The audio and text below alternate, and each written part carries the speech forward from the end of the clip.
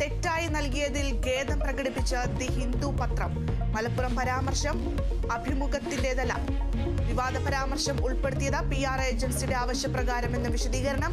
ഖേദപ്രകടനം അഭിമുഖം തെറ്റായി നൽകിയെന്ന മുഖ്യമന്ത്രിയുടെ കത്തിന് പിന്നാലെ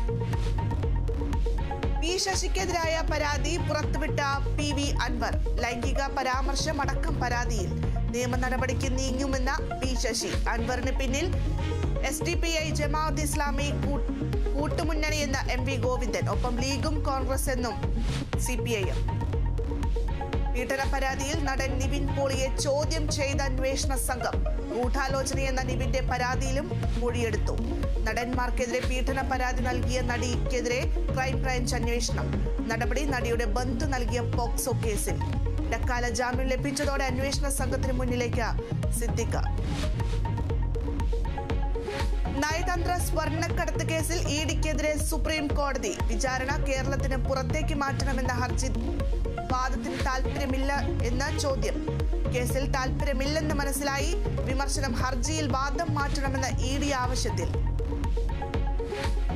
ജമ്മു കാശ്മീരിൽ നിയമസഭാ തെരഞ്ഞെടുപ്പിൽ അവസാനഘട്ട വോട്ടെടുപ്പ് തുടരുന്നു. 40 മണ്ഡലങ്ങളിലേക്ക് വോട്ടർമാർ. വോട്ടെടുപ്പ് കേന്ദ്രങ്ങളിൽ ഫലപ്രഖ്യാപനം ഒക്ടോബർ 8-ന്. അതിർത്തികളിലടക്കം കനത്ത സുരക്ഷ.